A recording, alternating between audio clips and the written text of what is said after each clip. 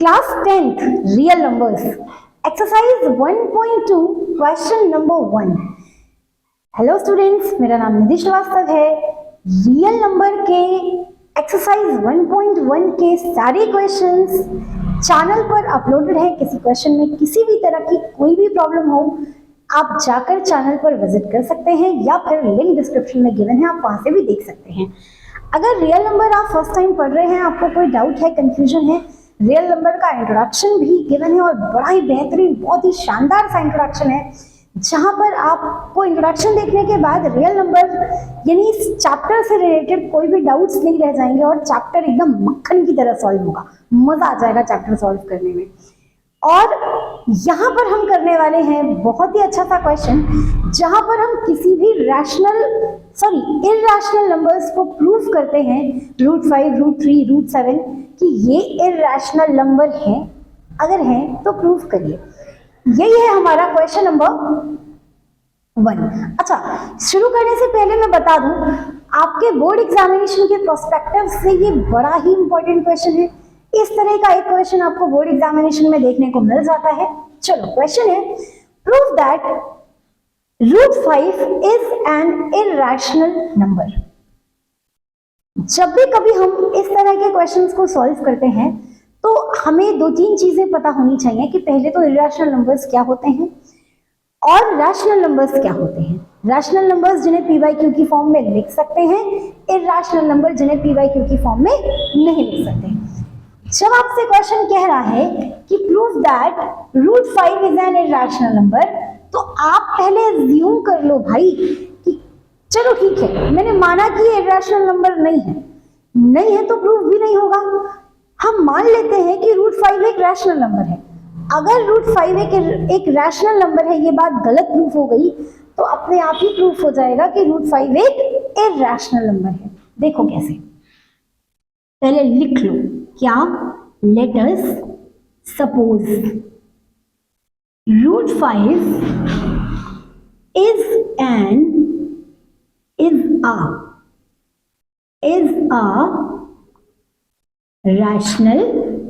is a rational number। अच्छा, कैसा rational number? जब आप किसी भी रैशनल नंबर को p/q की फॉर्म में लिखते हो, मान लेते हैं 2/3, मान लेते हैं 5/4, मान लेते हैं 3/7 एंड सो ऑन, तो यहाँ पर आपके पास जो न्यूमरेटर और डिनोमिनेटर होता है, दोनों नंबर्स डेफिनेटली को प्राइम नंबर्स होते हैं जिनकी HCF 1 आती है। क्योंकि अगर आपके पास नंबर है 2/6 तो डेफिनेटली आप इसे सॉल्व भी तो कर सकते हो, आ जाएगा ना 1/3। यानी कि ये बात तो श्योर है कि अगर कोई नंबर आपका रैशनल नंबर है तो उसके न्यूमरेटर डिनोमिनेटर्स कैसे होने चाहिए? को प्राइम नंबर्स होने चाहिए। तो बस वही चीज आप मान लीजिए, क्या √5 is equals to a/b where a and b are co-prime numbers। अगर आपका a और b co-prime numbers है तो they don't have any common factor except 1। ठीक है, चलो तो सॉल्व करना शुरू करते हैं। क्या हो जाएगा? √5 इज इक्वल्स टू a/b, इसको यहां पे ले आओ।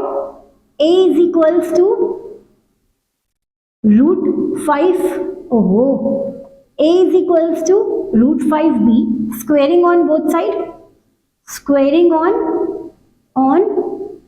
side, तो क्या हो जाएगा? a square is equals to 5b square। What it means? इसका मतलब ये हुआ कि 5 is factor of a square। 5 a square का फैक्टर है। अकॉर्डिंग टू थ्योरम, अगर 5 a स्क्वायर का फैक्टर है, 5 is also factor of a। अगर 5 a स्क्वायर का फैक्टर है, इसका मतलब 5 a का भी फैक्टर है। ठीक है, चलो इसके आगे मैं यहीं पे सॉल्व करती हूं। यहां तक बात समझ में आई? 5a स्क्वायर का फैक्टर है तो 5a का भी फैक्टर है। ठीक है, अगर 5a का भी फैक्टर है तो आप लिख सकते हैं a is equals to 5c for some integer of c। मान लिया कि कोई एक फैक्टर है तो इसे आप इस तरह भी डिनोट कर सकते हैं। अच्छा, इसे कह दो इक्वेशन नंबर 1। किसे? इसे कह दो इक्वेशन नंबर 1। अगर ऐसा है तो put the value of a in equation number 1, तो क्या हो जाएगा? क्या हो जाएगा? a square is equals to 5b square. ऐसा कह सकते हो? ऐसा कह सकते हो? मैंने क्या कहा? a is equals to 5c। ऐसा कहा ना मैंने, a is equals to 5c। तो यानी कि 25c square is equals to 5b square, या c square is equals to 5 b square is equals to 5c square. 5 और 25 सिंप्लीफाई हो जाएंगे आपस में। 5 जा 25, यानी कि b square is equals to 5c square. Then इसका क्या मतलब? 5 is factor of b square, यानी कि 5 इज फैक्टर ऑफ b। यहां तक कोई दिक्कत? अच्छा, ये देखना एक आपका ये factor 5 is factor of a and यहां से 5 इज फैक्टर ऑफ b। हमने ये बात शुरू में कह दी थी। क्या कह दिया था?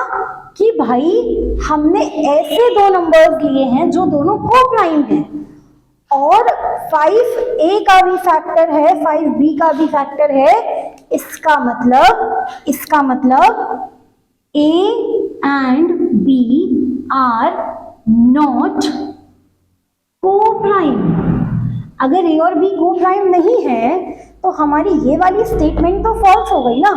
क्या स्टेटमेंट फॉल्स हो गई? हेंस तो बाद में। क्या? It means √5 is not equal to a by b, है ना। अगर ऐसा नहीं है यानी कि ये रैशनल नंबर भी नहीं है।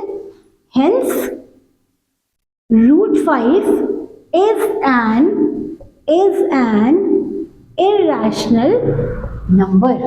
अच्छा, ये 2 डॉट ऐसे मत लगाना भाई, थोड़ा ज्यादा ही जल्दी हो रहा है। अब देखो, हेंस इट इज क्या? √5 is an irrational number। क्या सभी को समझ में आया? एक बार स्क्रीनशॉट ले सकते हैं, ठीक है। आई गेस आपको वीडियो समझ में आ रही है। वीडियो समझ में आई हो तो एक लाइक करना स्टूडेंट्स, और अगर आप चैनल पर नए हैं तो चैनल को सब्सक्राइब कर लीजिएगा। मिलती हूँ नेक्स्ट वीडियो में नेक्स्ट क्वेश्चन के साथ। तब तक सभी को जय श्री कृष्णा।